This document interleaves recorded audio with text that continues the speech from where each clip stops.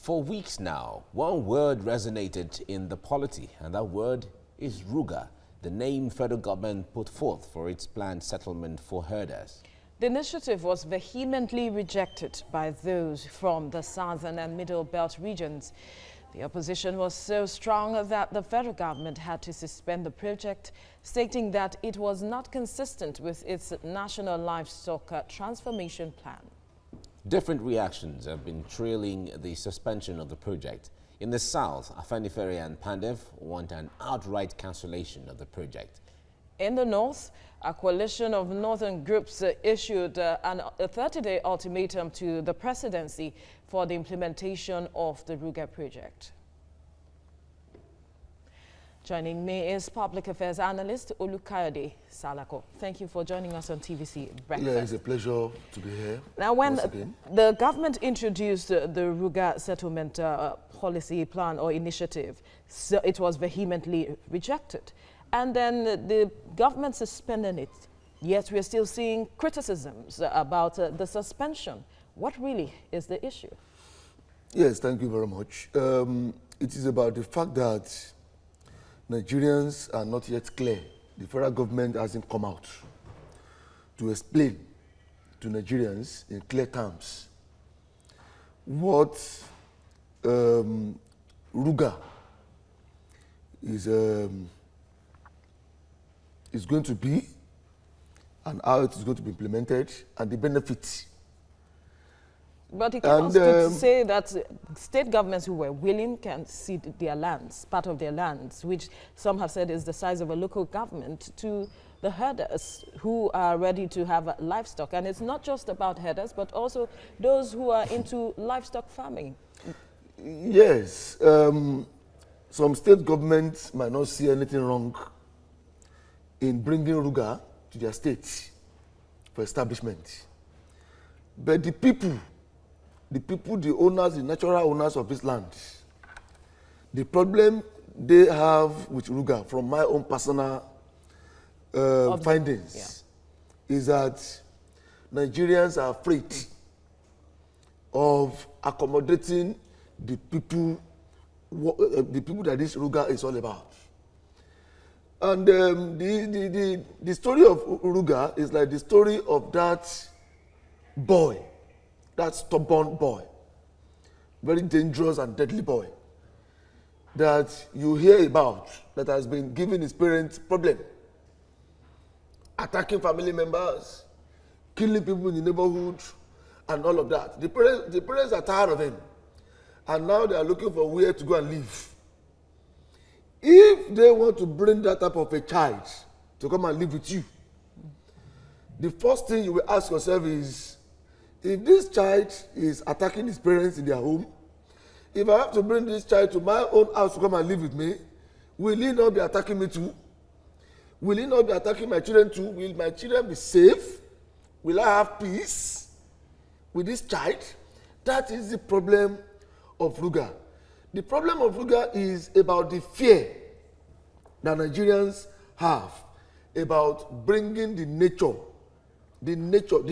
peculiar nature of the people who this Ruga is all about to come and live with them, use their land, maybe temporarily or permanently. The problem is bringing them to come and live with the native people. So invariably, the intention of the government for this settlement was to find a lasting solution to the farmer-herder clashes. So are you saying then that this is not a solution? Ruga could be the solution to the problem today, in today's Nigeria. But I want to assure you that from my own personal opinion, it could also be the woes of Nigeria tomorrow. How so? I don't have anything against... How so? How so? Yes. I have just told you. You are bringing in a boy that has that natural tendencies to be violent, to be aggressive, to always resort to attacking, fighting. You want to bring him to come and live in your house. So what measures then... If bringing him to your house can give you peace today, what of if that boy decides to start behaving the way he is behaving, with his parents in your house tomorrow. All so right. Ruga could be the solution of today, palliatively to the problem, but it could be a problem of tomorrow to those who want to accommodate those people in their localities. When it comes to this issue of Ruga, if you look at the points and all the advantages the government had put forth, they said it's meant to generate employment, it's meant to create value chain along the line, along the livestock, and it's also meant to reduce the seeming clashes between herders and farmers. But in all of that beautiful ideas, Nigerians still did not buy into it. Why is there so much suspicion with this issue? Well, as I said earlier on, there is nothing wrong with Ruga under normal circumstances. The circumstances now are not normal. There shouldn't be anything wrong with it. Okay. If it is true that all the peoples of Nigeria are supposed to be one under the sovereignty of Nigeria, that is, if you are from the north, you can live anywhere you want, settle down anywhere you want to settle down.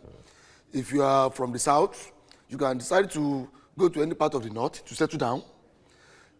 But what we are saying is that there is fear. The people are afraid. And why are the people afraid? It is because of the disadvantages of Ruga.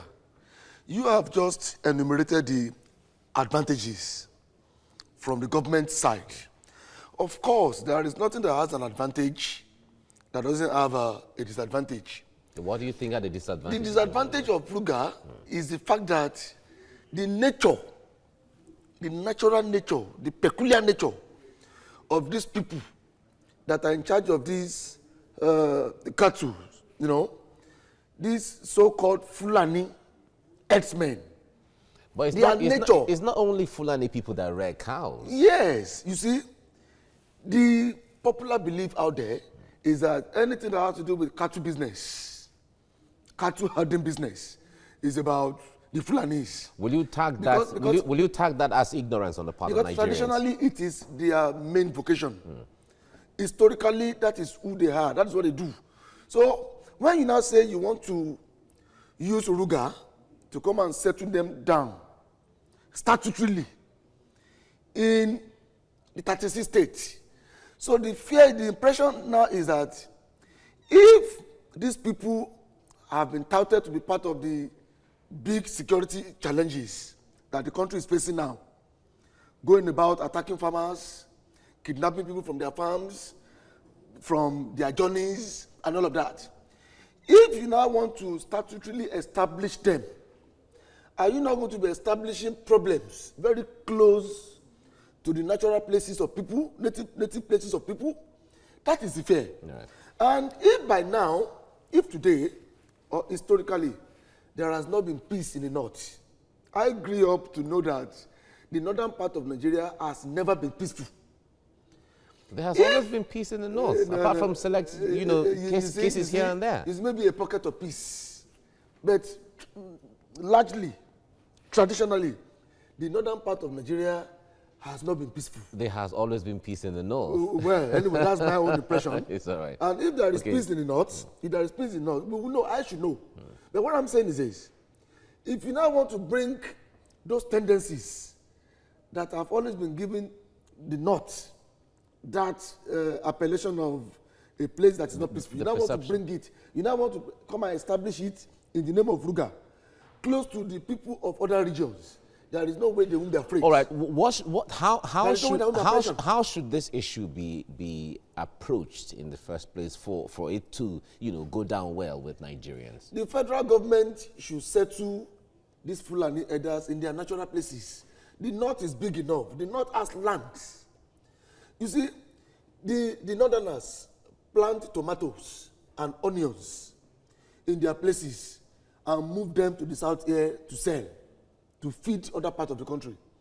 It is not compulsory that these northerners who are into cattle business must come and be given land, must come and be settled statutorily, constitutionally, very close to people who are afraid of accommodating them because of the tendencies they have, maybe to make trouble with them in the future. But it is on record. It is on record that there are people from every part of the country that invest in cattle. There are Igbo people who have cattle. There are Yoruba people who have cattle. There are Ijaw people, and all of that who have cattle.